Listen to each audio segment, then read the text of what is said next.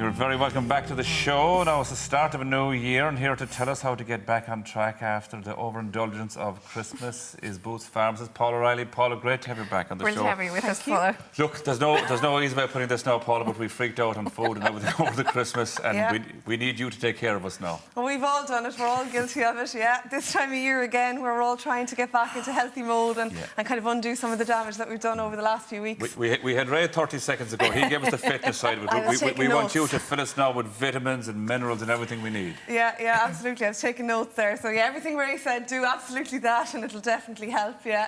I suppose along with that, I suppose we want to get back into eating well. I suppose is really a key thing. Exercise is really important, but obviously what we're ingesting, what we're eating as well is going to be really important. And we've probably consumed an awful lot of sugar and fat over the last few weeks, so you know it's going to be hard to, I suppose, suddenly stop all that. But yeah, because people actually, if you do eat a lot of sugar, there's kind of a little bit of withdrawals, isn't there, for a while? It's quite a dependent. Yeah, it can be difficult, I suppose, to just suddenly stop. But we definitely do need to reduce what we have been eating over the last few weeks. But when you're not eating the proper things, then there's lots of flus and colds flying around the place as well. There's so many things going at the moment. Yeah, this time of year we're seeing an awful lot of people coming into the pharmacy with different kind of illnesses, and so I mean, I suppose before even we go into this, Paula, I mean of course, the swine flu. Yes, it is dreadful.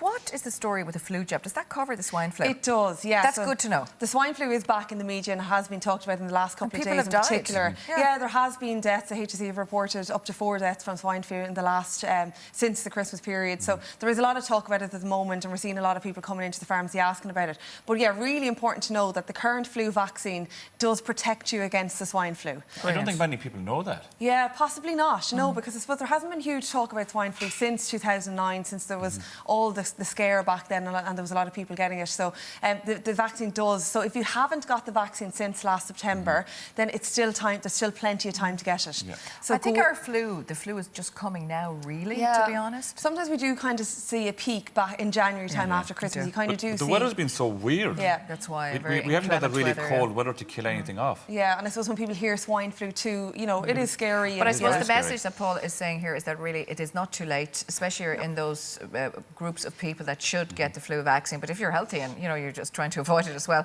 there's no harm. You can still get it. Go into Boots or another pharmacy or whatever and get it done. Brilliant. The only thing to point out is that anyone under the age of 18 can't get the flu vaccine in the pharmacy. They'd have to go to the GP. The doctor, okay. But anyone over the age of 18, you can absolutely get the vaccine in the pharmacy. Okay, so back to this. I've brought a selection of products. If you haven't been eating well, as Thoy was saying there, if you need to maybe boost your immunity a little bit, what do you recommend? Yeah, so I mean, we all lead hectic lifestyles, and it's not always easy to, I suppose, prep food and make homemade food. So there are some vitamins and supplements that you can get in the pharmacy that will just help, I suppose. So what I would recommend is something like a multivitamin that has all the vitamins and essential minerals that you need in order to give you the energy and help your joints and help everything. In one shot. In one go, yeah. So your pharmacist will be able to advise which is the most appropriate one for you, because obviously it depends if you're on any medications or if you have any particular complaints that you can focus on. There's different vitamins for different age groups, for men, for women, and sometimes it can be very confusing when you go into a pharmacy and look at the range. Because there is a huge range. Oh, it's massive, isn't it? Yeah. And it's very hard to know which was the best and most suitable one for you. But again, your pharmacist can advise. How long does it take for, say, these to kick in? Obviously, that won't work. You won't feel the effects the following day or anything. No, you won't. And I suppose the problem is people may be great at taking them today for a few days and then they forget for a week and they start again for the odd day. You have to keep going. You have to try and get into the habit. Take them with your breakfast or take them when you're brushing your teeth, and take them every day is the key thing. Especially if you have a multivitamin with something like ginseng. I mean, you will get the most benefit if you need a boost of energy if you take these in the morning. You wouldn't recommend to take anything with ginseng going to bed at night. No, you wouldn't. Leaping around. No. Seriously, I mean, people often make mistakes like that. They don't realise what's in. So that's why it's good to talk to a professional like yourself. Yeah, and I mean, we see people coming in all the time getting these and on supplements, so we'll be able to advise you of what's needed. A lot of people have problems sleeping at this time of the year as well. I mean, sleep is a big issue.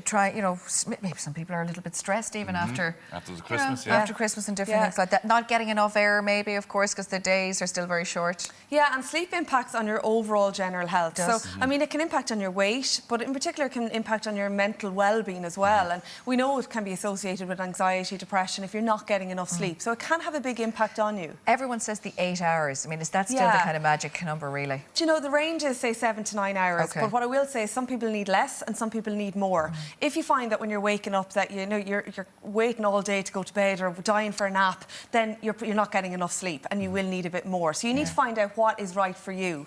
But generally it's around 7 to 9 hours. And should you try and go to bed at the same time every night? Routine, like the kids. Routine, just like If you're struggling to sleep and you have problems with sleeping, one of the key advice I would say is, get into a regular routine. So go to bed at the same time every night, and also set your alarm to get up at the same time every morning, and try and do that across 7 days a week. But your body will probably wake up at the same time as well then after a while. Exactly. So your body will start adapting. Now it will take a good few weeks to get into that routine, so don't give up. But if you really are struggling, that is one tip that they say can help. What about sleep lessons? Yeah, so there's, I suppose, there's been This is the weirdest thing I've ever come across, I think. Yeah, in the media recently there has been talk about sleep lessons, in particular in the UK, and some of the schools are talking about right. Well, kids are giving on kids sleep lessons. Yeah, and a lot of these kids as well were on a lot of electronic devices the whole time, and the tablets the whole lot, and that's an issue as well for even ourselves. Yeah, and they're saying that lack of sleep is actually causing a lot of problems that maybe we weren't fully aware of. And sleep before. lessons for adults as well. Yeah. Well, there's your first candidate there. Seriously, now, I do. Yeah. Not a great sleeper. But some people aren't good sleepers. I mean, there is a whole thing that some people aren't naturally able to fall asleep that quickly. They laugh at me when I say this. Some people have things in their conscience, other people have a clear conscience. That's all I'm saying. You're such a weirdo. That comes down to a lot of it, Paula. Anyway, if I just want to ask you brought a few natural kind of supplements as well. Maybe it might help you sleep. Yeah, there are loads of hints and tips, as I said, going to bed at the same time. Yeah. But there are other things, avoiding any kind of things that's really going to stimulate you before you go to bed, like you mentioned the ginseng, caffeinated drinks, that kind of thing. Don't do anything that's going to overstimulate you in the hours leading up to bedtime. Do some light exercise can help. And avoid phones, devices, all that kind of thing in bed. I'm a devil for that. Hello. Problem solution. There we have it. Yeah. But also another thing is, if you drink alcohol, people often say, and it's kind of a myth, Paula, if you have a few drinks, people say, oh, it relaxes me. Apparently not. My advice would be not to use alcohol as an aid to help sleep, because, it might help initially, but you will wake up sooner throughout the night. Okay. So avoid alcohol. That's what it does. It wakes you up during the night. You'll go into deep sleep That's around what you said an hour. No, but listen. I'm only getting it back. Let's quickly jump through these. There's some I love aromatherapy oils and that type of thing to help you sleep. They're really great. Yeah, and you know what? There's a range of products in the pharmacy. I've only brought a couple here, but these are, as you said, aromatherapy oils that can kind of help. There's a mixture of different oils in them. Are that dormicin? That's a herbal remedy, isn't it? That one there it's a herbal medicine that contains valerian. Yes. And again, there's a range of products that contain valerian, and again, that can just help to promote sleep also. It's based on traditional use, herbal use, but it's something else that can help. It does help. Paula, thank you so much. No As always, brilliant to see you. No, hopefully she'll sleep better after Hopefully. that. Yeah, well, thanks a million, Zoe. You're always on my side. Anyway, more information on anything we discussed today. That's what we are such a perfect union, you and I.